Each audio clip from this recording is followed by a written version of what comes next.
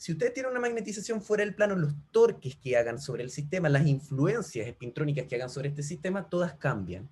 Y cambian porque en espintrónica la dirección de la magnetización es súper importante para los torques que ocupen, ¿cierto? Entonces, por ejemplo, en este tipo de materiales magnéticos que les mencionaba recién, si ustedes le ponen sobre él un platino y le hacen pasar una corriente al platino, pueden revertir la magnetización, pasar de apuntar arriba hacia abajo. Y fue la primera muestra de que este tipo de reversiones magnéticas pueden existir en aislantes magnéticos con este tipo de interacción.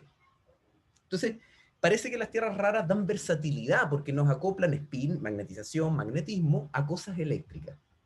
A nosotros se nos ocurrió hace un par de años, y actualizamos la teoría este año, se nos ocurrió lo siguiente: bueno, si esta cosa que llamamos tierra rara se puede entender como un elipsoide, como un lápiz, o también como un plato, algo achatado, depende del átomo, pero siempre es anisotrópico, si es que tiene momento orbital. Entonces, ¿qué tal si le ponemos como una cama? Es decir, no sé si se verá bien, pero es como tomar el lápiz y acostarlo sobre una cama. Ustedes van a decir, bueno, es obvio que el lápiz se va a acostar en el plano perpendicular a su pantalla, porque yo le he puesto una cama de potencial así. Lo mismo pueden hacer ustedes si es que tienen un aislante y un metal, por ejemplo, piensen en cobalto.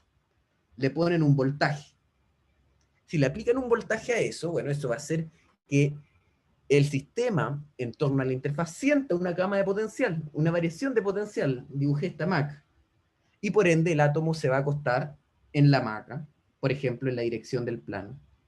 Si ustedes le cambian el signo al voltaje, bueno, están cambiando la maca, ya no va a apuntar con esa simetría hacia el plano, sino que va a ser perpendicular.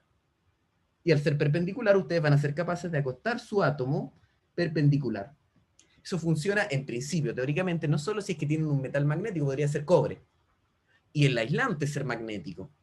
Y uno puede demostrar que este tipo de interacciones, si es que uno lo hace periódico en el tiempo, produce reversiones magnéticas, si es que uno prende y apaga el potencial de forma adecuada, o resonancias magnéticas. Entonces, entender estos átomos como elipsoides, como lápices, es súper fructífero para decir un montón de cosas. Pero ahora déjenme agregar un elemento adicional a este elipsoide. Como sabemos que tiene momento orbital, déjenme verlo ahora como una hélice. Claro, porque sus electrones van a estar girando. En materiales de transición como el cobalto, el níquel y el hierro, típicamente por cada electrón de la capa 3D que gira así, va a haber otro que gira así. Es decir, se compensan, se cancelan los giros. En la Tierra rara, en virtud de su fuerte acoplamiento spin-órbita, de ser átomos tan pesados, de electrones 4F tan localizados, los electrones giran libremente, se dan todas las vueltas que quieren libremente, y tienen un L, un momento orbital grande. Entonces esta idea de pensarlo como una hélice de un barco no es tan mala, porque en el fondo va a ser una hélice robusta, ante, por ejemplo, el entorno cristalino. Para esta aventura, mis colaboradores son Gerrit Bauer, tiene una posición en Japón y otra en Holanda, y Adam Jaya, de Indonesia.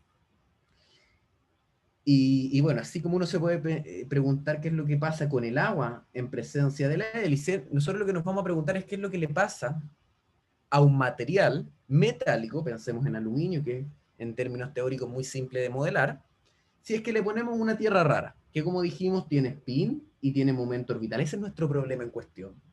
Y ya les adelanté que va a ser muy parecido a la vorticidad que genera una hélice en el agua. Debiera ser parecido, porque el momento orbital no es otra cosa que el giro de los electrones.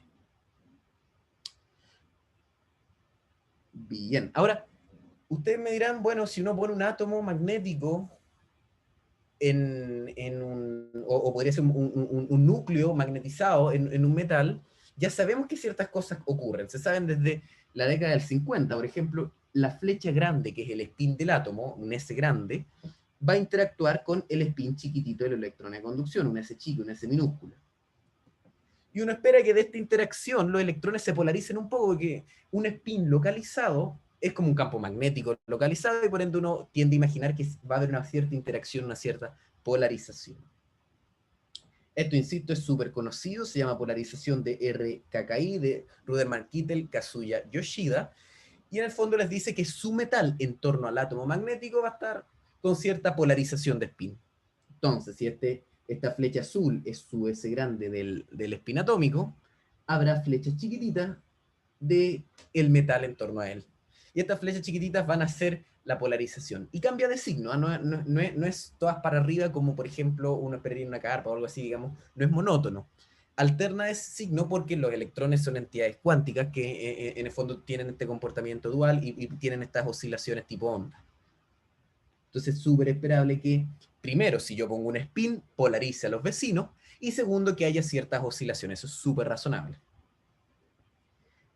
Y dada esa introducción, ahora sí nos tiramos un poco nuestro problema en cuestión.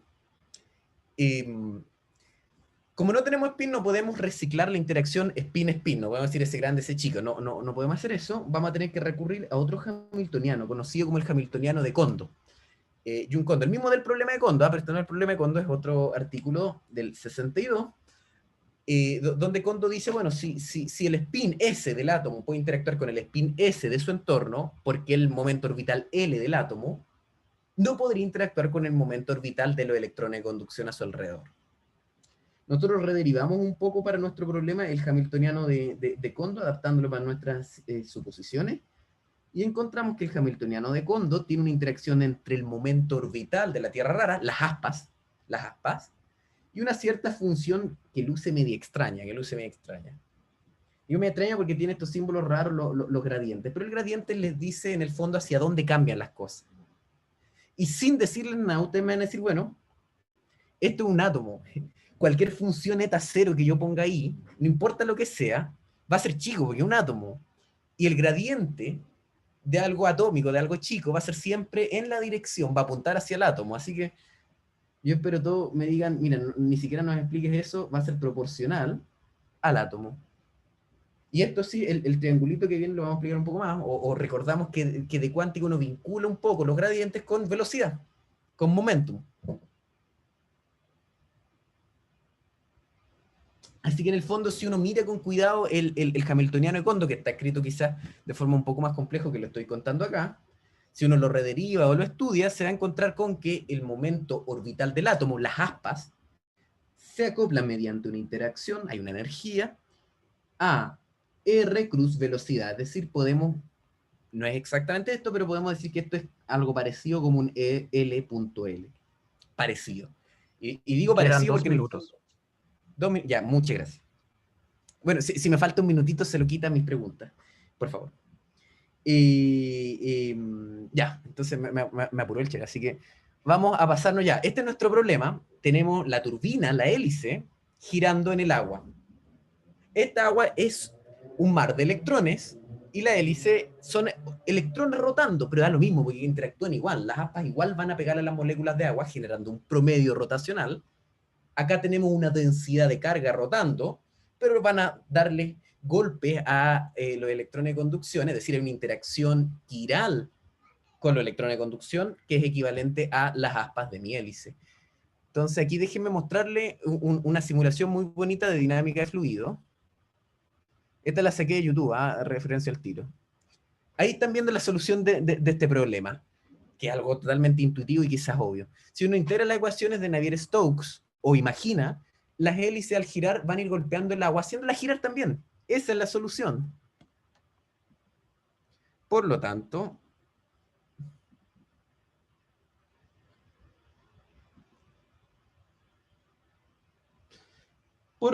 sin decir nada muy profundo, vamos a decir, mira, este problema, si tú haces el cálculo con cuidado en un formalismo que se llama ecuación, fórmula de cubo o respuesta lineal, uno encuentra una densidad de velocidad que tiene este perfil dibujado acá. En torno al átomo, los electrones de conducción giran de forma paramagnética, un acoplamiento tipo ferro, y después cambian, alternan su giro a hacerlo diamagnético. Tiene sentido, los electrones de conducción tienen comportamientos cuánticos. Al igual que en RKKI hemos encontrado que el momento orbital hace una polarización y esta exhibe una oscilación porque son ondas. De hecho, muy parecida a la oscilación. Esta densidad de velocidad, si uno le integra en el volumen, para tener un número, es como el 1% de la velocidad de Fermi. Y eso les da, para tener un número no, como 10 kilómetros por segundo para aluminio, como mi fluido. Es decir, van de Lusace al Costanera Center y vuelven en 2 segundos, si es que se montaran metafóricamente a este promedio de velocidad.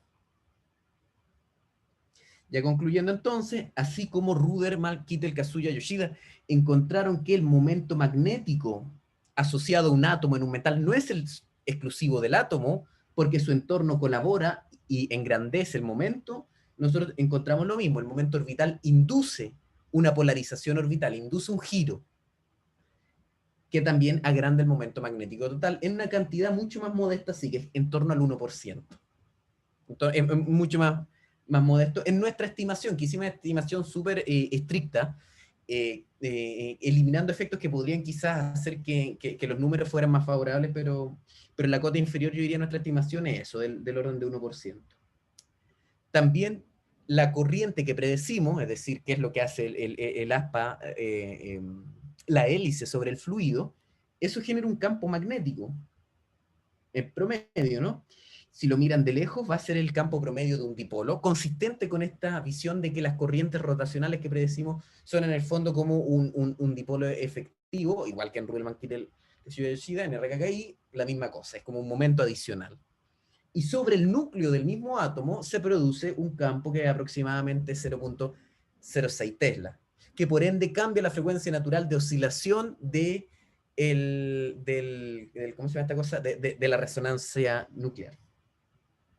Así que bueno, con eso ya concluyo. Quisiera agradecerles primero que todo a todas y a todos ustedes por su atención, a mi universidad también, por supuesto, donde está hecho este trabajo, a Fondesit y a Sedena, ambas fuentes de financiamiento que han soportado muy generosamente, han apoyado estas investigaciones sobre, ¿cómo se llama esto? Sobre acoplamiento espinórbita. Y por supuesto al comité que organizó este encuentro tan bonito. Así que bueno, muchas gracias. Gracias, Alejandro. Creo que tenemos tiempo para una pregunta.